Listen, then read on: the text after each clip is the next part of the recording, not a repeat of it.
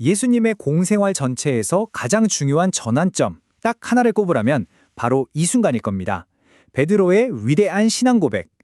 이 짧은 대화 속에 우리 신앙의 핵심이 어떻게 담겨 있는지 지금부터 저와 함께 자세히 들여다보시죠. 이 모든 이야기 한가운데에는요, 바로 이 질문이 딱 버티고 있습니다. 예수님은 과연 누구실까? 당시 사람들도 또 예수님과 가장 가까웠던 제자들도 이 질문에 대한 답을 찾아야만 했죠. 그리고 이 질문에 대한 대답이 모든 것을 바꿔 놓게 됩니다. 자, 이야기의 배경은 카이사랴 필리피라는 지방입니다. 예수님께서는 바로 이곳에서 제자들에게 아주 중요한 대화를 시작하시는데요. 먼저 슬쩍 주변의 여론부터 물어보십니다. 예수님의 첫 번째 질문입니다. 마테오 복음서 16장 13절이죠. 사람들이 나를 누구라고 생각하느냐? 이건 그냥 호기심에 물어보신 게 아니었어요. 당신의 정체성에 대해 세상이 어떻게 생각하는지 확인하고 더 깊은 대화로 나아가기 위한 첫걸음이었던 거죠. 제자들 대답을 들어보니까 당시 사람들은 예수님을 정말 대단한 인물로 봤다는 걸 알 수 있어요. 어떤 사람들은 다시 살아난 세례자 요한이라고 하고, 또 어떤 사람들은 위대한 예언자 엘리야나 예레미야일 거라고 생각했죠. 다들 존경받는 예언자들이잖아요. 하지만 이 대답들은요, 예수님의 진짜 정체성에는 아직 닿지 못한 절반짜리 정답이었습니다. 바로 이 지점입니다. 예수님께서 이제 질문의 방향을 제자들에게로 확 돌리세요. 다른 사람들 생각은 그렇다 치고 나와 항상 함께했던 너희는 나를 누구라고 생각하느냐? 이젠 더 이상 다른 사람 의견 뒤에 숨을 수가 없어요. 이건 제자들 각자의 믿음을 요구하는 아주 직접적이고 개인적인 질문이었습니다.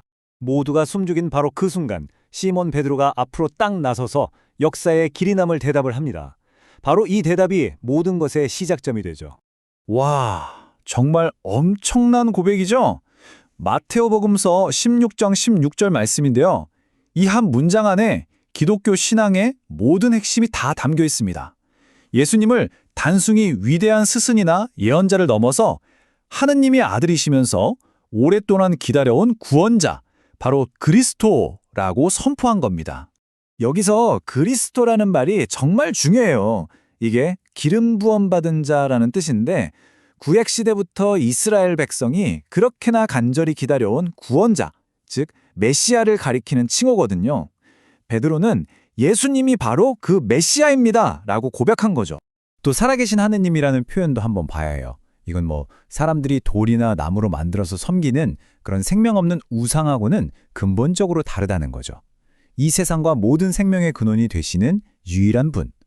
베드로는 예수님이 바로 그 살아계신 하느님의 아들이라고 고백한 겁니다.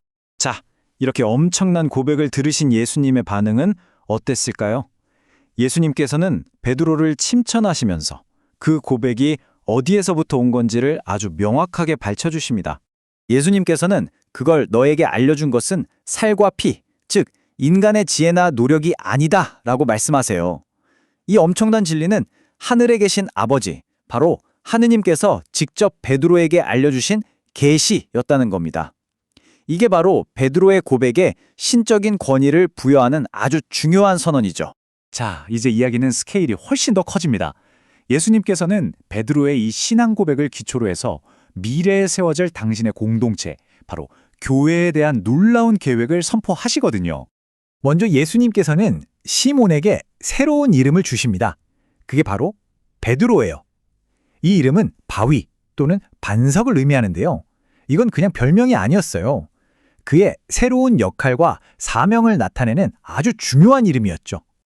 그리고 이어서 이 위대한 약속을 하십니다. 너는 반석이다. 내가 이 반석 위에 내 교회를 세우겠다.